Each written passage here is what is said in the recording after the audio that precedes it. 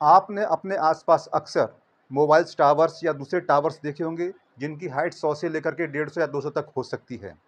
अगर आप उसकी हाइट को मापना चाहें, मेज़र करना चाहें, तो एक तरीका ये है कि आप एक फीता डालिए और उसका एक सिरा नीचे पकड़िए और एक दूसरे पर्सन को ऊपर भेज दीजिए, तो ऐसे मेज़र कर सकते हो। लेकिन ये काम बड़ा हेक्टिक भरा है और बहुत मुश्किल है और ख़तरा भी है। तो क्या दूसरा तरीका हो सकता है इसकी हाइट मेज़र करने का? तो एक तरीका ये हो सकता है कि आप नीचे से कोई ऐसी मेजरिंग इंस्ट्रूमेंट ले लें जो एंगल को मेजर कर सकता है और ये ईज़िली अवेलेबल होते हैं। आपको ऊपर जाने की ज़रूरत ही नहीं है, आप नीचे से ही केवल एक एंगल मेजर कर लें और उसके फुट की, यानी कि टावर का फुट है और जहाँ से आप उसका एंगल मेजर कर रहे हो उस पॉइंट से उसकी डिस्टेंस मेजर कर लें। बस इन दोनों चीज़ों की ज़रूरत होती है और आप उस टावर की हाइट मेजर बड़ी आसानी से कर सकते हो। So by the way, my name is Madan Mohan and you are watching my YouTube channel Wave Action. Let's get started. तो अभी मैंने जो बातें बताई थी वो इस क्वेश्चन में है। तो इस क्वेश्चन में क्या है कि देखिए, एक टावर है, इस तरीके से मैं फिगर बना देता हूँ। ये टावर है और ये टावर ग्राउंड पर लगा हुआ है, तो देखो ये ग्राउंड बना दीजिए, ठीक है। तो ये जो टावर का जो फुट है ना, इसको बी नाम दे दो और कोई ए पॉइंट इधर ले लीजिए आप, और यहां से आपको एक मेजरिंग इंस्ट्रूमेंट लगाना है जो इसके फुट इतना ले लीजिए, ठीक है। इसके जो फुट यहां से यहां तक की डिस्टेंस तो आपकी दी हुई है 30 मीटर, और इसका जो टॉप है, इस टॉप का एंगल मेजर किया गया है, वो कितना है? वो 30 डिग्री है। ये इस क्वेश्चन में डाटा दिया गया है, इंफॉर्मेशन दी गई है, और आप इस पॉइंट को नाम दे दीजिए सी। बस आपको इन दोनों की जरूरत है, तो आप इसको मेजर कर सकते हो, यानी टावर की हाइट को मेजर कर सकते हो। तो आप इस टावर की हाइट को बोल दीजिए एच। तो देखिए, स्टार्ट करते हैं। तो हम हमारे पास क्या क्या इंफॉर्मेशन है पहले वो नोट कर लेते हैं, ठीक है। तो एंगल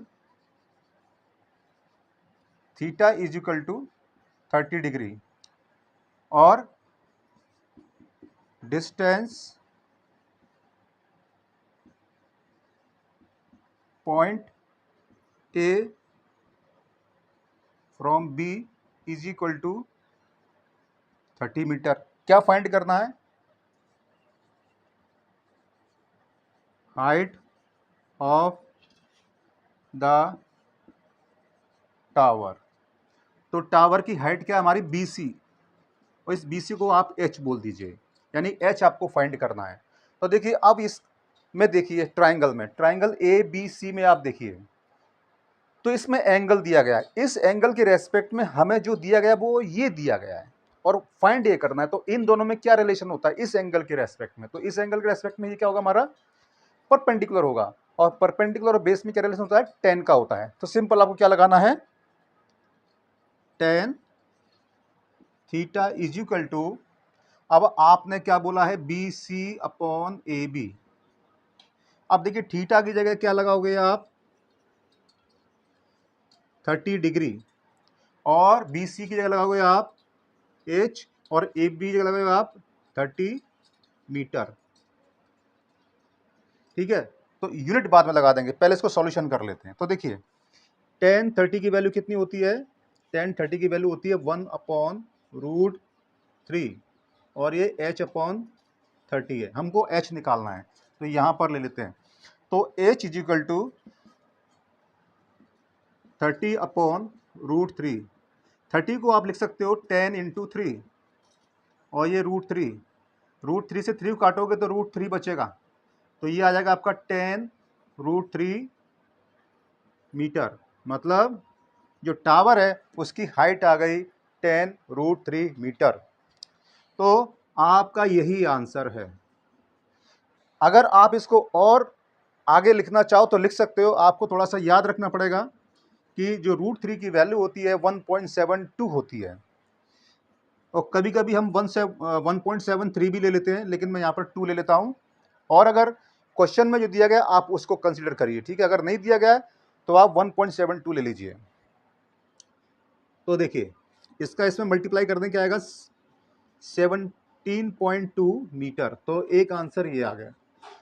दोनों ही आंसर ठीक है, ठीक है।